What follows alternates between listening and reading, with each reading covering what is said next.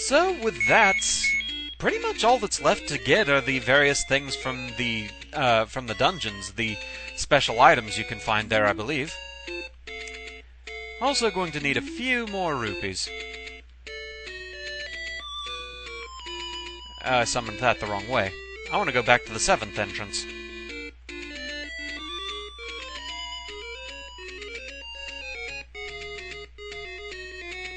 It took me back to the 6th anyway. Fine. This isn't my stop. This is. Because, yeah. I'm gonna need more rupees if I want to buy the bomb upgrades, too. And I do. Also, nice to know that the magical sword kills these things in one hit now. The white sword still took 2, I believe. Quick stop at the fairy fountain.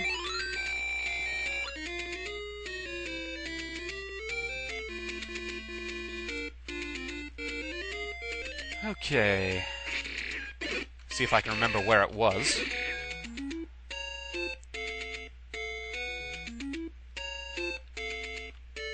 Oh, one more screen over.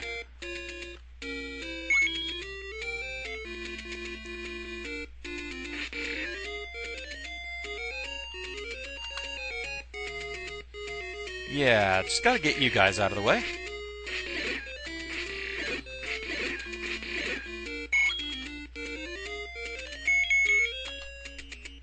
And right around here, I think? Let's play money-making game!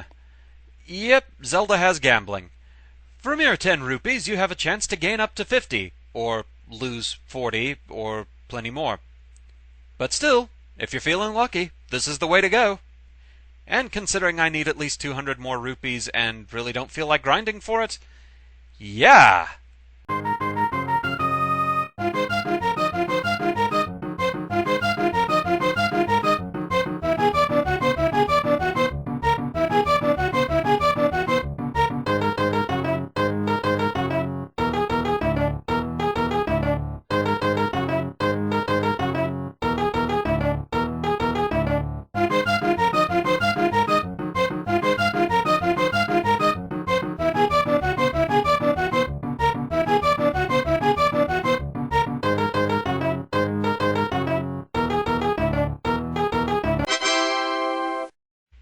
So, yeah, maximum rupees. That was practically painless. I'm not sure if there's actually a way to determine which is the correct one to pick, like if there's some kind of pattern you're supposed to follow, or if it is purely just RNG-based luck shenanigans. But, either way, that didn't take too terribly long. So, all that's left is to raid the dungeons for the major prizes still left behind. So, let's get right to it. So, let's start here in the Eagle Dungeon. We already got the bow, but there was something we did leave behind, and wow, does the magical sword work beautifully against those Garayas. But anyway, we have the boomerang. The boomerang doesn't really pack much offensive power. The only enemies it can kill outright are Keese and Gels. That's about it. It also has a fairly limited range. However, you can throw it diagonally, which is rather nice. You can't do that with any of the other weapons in this game, so it does open up a few new angles of attack, at least in rooms full of Keese and Gels. But there is a little bit more to it than that. While it can't kill other enemies outright, it can stun them. Pretty handy, that. It can also grab items from afar, so it's a pretty useful utility item on top of everything else. Pretty useful overall, really. Although, that range, it is a bit of a problem. Luckily, we can do something about that. And that something we can do would be come over here to the Moon Dungeon, finish off these Garayas, and get the magical boomerang that we left behind. Also, a little proof of concept that the magical shield can deflect shots from statues. Lovely. And there's the magical boomerang. It overwrites the original boomerang, and goes all the way across screen when you throw it. Wonderful. It still has the same power rating, though, so it can't kill anything that the normal boomerang couldn't, and it can't stun anything that the normal boomerang couldn't. It's just a range increase. Now, I don't think this works on everything. I don't think you're going to get anywhere using this on Dark Nuts or Wizrobes, and of course it's useless against bosses. Possibly some other things too, but I'm not sure exactly what. Now, one word of warning. I'm not sure what happens if you get the magical boomerang, then go back and get the normal one. I don't know if it's possible to overwrite better weapons with worse ones like that, so I wouldn't risk it if I were you. This also applies to things like the red candle, the silver arrow, red ring. If anyone can tell me on that, I'd be interested in knowing if they have anything done just in anticipation of that to keep it from happening or not.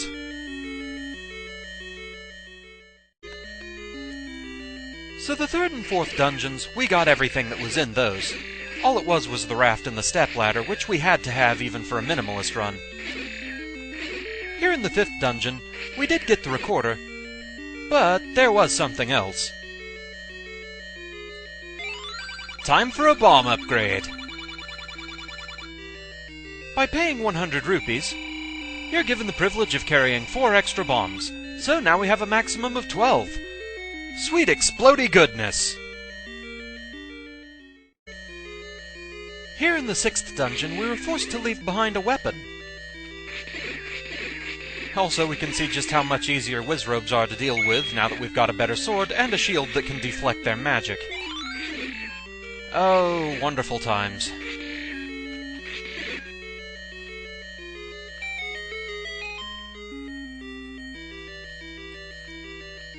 So it's time to get the magical rod.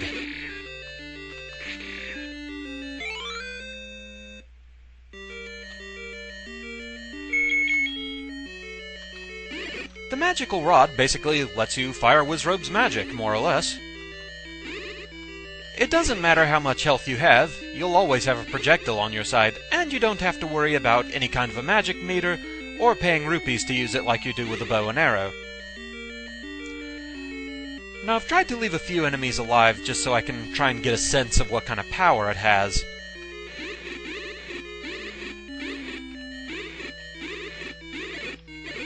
Well, it will at least kill Zols outright.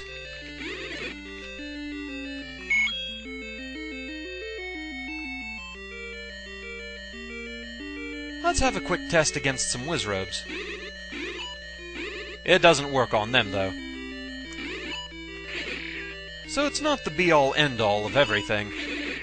It still has some weaknesses, alas. Now, one interesting thing to note, though, about the magical rod is it is actually necessary on a swordless run. The little stabbing animation you make with it counts as a sword strike, so you actually need this to deal with Gleeok. Kind of a strange thing, that. Within the 7th dungeon, there are actually a couple of things we left behind. And we have to wonder just why Dodongos get to come back, but no other mini-bosses do. Yes, it's time for the second bomb upgrade. With that, we've hit our maximum of 16. Lovely. So the other thing we need, it's not too far away, so I may as well just keep recording.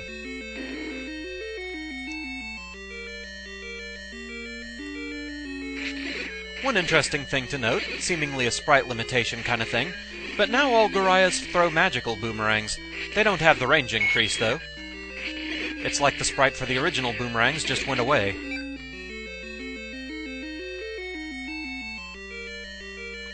Kinda strange, that.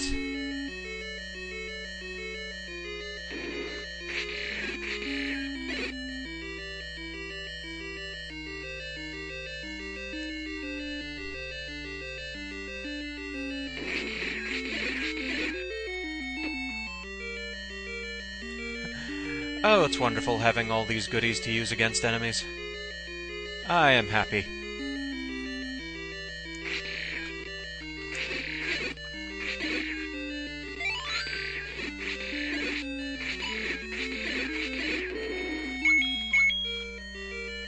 Okay, down here and into the eye with us.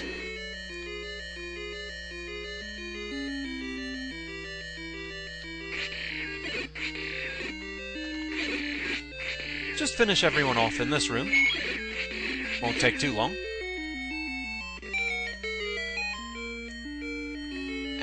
it's time to get the red candle. The red candle really isn't too much to write home about. It's an upgrade to the blue candle. The only real effect is you can use it as much as you want in one room. You can have 2 fires out at once, but whereas the blue candle only let you throw 1 fire per room, you can just use it as much as you want in every room now. That's about all there is to it. No power upgrade, nothing else, just a convenience sort of thing. And so a couple of things for us to pick up in the 8th dungeon. I want to demonstrate something if I can. The projectiles from the magical rod, they do nothing to Darknuts. The stab, however, does, and it seems to have about the power of the white sword. Speaking of swords, oh, the magical sword is such a wonderful thing. It kills Darknuts so fast.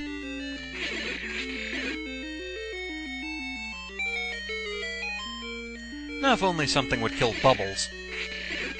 Bloody annoying things. But with that, we have the magical book. Supposedly an upgrade to the magical rod, it makes it so that the projectile bursts into flames on contact with walls or enemies. Get back here. Flame on! The problem with this, I've been told, is that enemies that are vulnerable to the projectiles from the rod, but are not vulnerable to fire, cease to take damage from it since the shot converts into fire immediately on contact. That could be a bit of a thing. I don't really know all the ins and outs of the magical rod. It's not something I've really messed with all that much.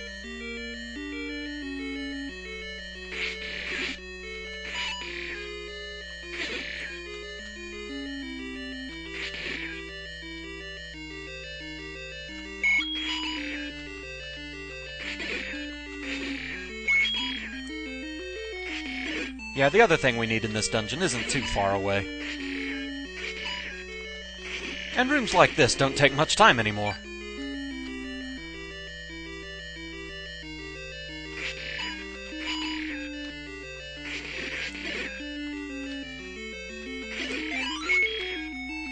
Blasted bubbles always in the way. Yeah, if I don't have to fight, I'm just gonna go ahead and skip through just to show what I want to show.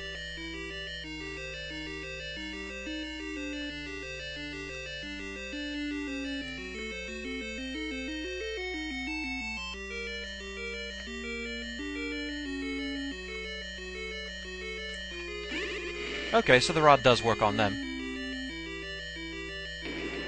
Forgot to test if the boomerang does.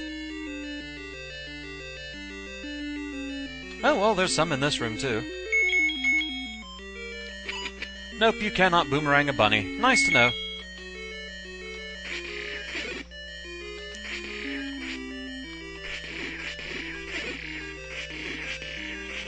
The magical sword still takes 3 shots to take care of the pole's voice. Just really wanted to find that out, I guess. That and save some rupees. I'm in hoarding mode now, after all. But yes, after all that, we get the magical key. Not really much to demonstrate here other than showing key times A. Yes, we have infinite keys now. I actually used to think you absolutely needed that to get through the game. Well, unless you really wanted to spend a whole lot of rupees buying keys. But anyway, we have it now. So here in Death Mountain, we already got the silver arrows, but there is one more thing for us to claim. Also, just to go ahead and talk about something while I clear out the wizrobes, I was wrong about using magic on Pole's voice. It had been the stab from the rod that did the damage, not the magic. Magic just blinks off and does nothing to it. I tested that later. Also, if you leave Death Mountain and come back to it, Lanmola gets to return. Thankfully, Patra does not. Anyway, time to grab the red ring. This is not a red ring of death. This is a red ring of prevention of death. I'm not sure if it does it by itself, but I think if you have the red ring, it narrows the damage done to you to 1/4 of the damage it would normally do. So quite a useful thing to have. Very nice. And doesn't Link look dashing in red? And thus, we have a complete inventory screen. Beautiful! And with that, I think there's only one thing left to do. So let's see how much easier it is to take down Ganon now that we have everything. Hey there, Ganon. Sorry to keep you waiting.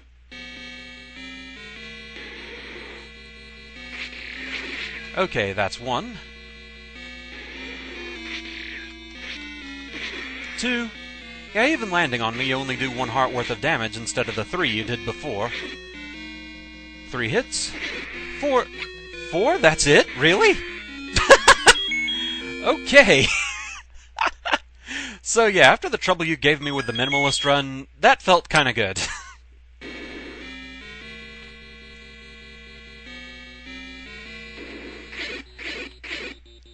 And Zelda in red. And yeah, there we go. So yeah, that's pretty much all I wanted to show with these extra videos, just kind of a compromise for those that had wanted a 100% run. I didn't really see a need to play through the entire game again. I just wanted to show where to get everything, getting to full health, what all the items do and everything. The completionist in me. So yeah, that's pretty much it. Thank you very much for watching. I hope you enjoyed the Zelda project as a whole, both the minimalist run and these extras, and I shall see you again next time. Until then, fare thee well.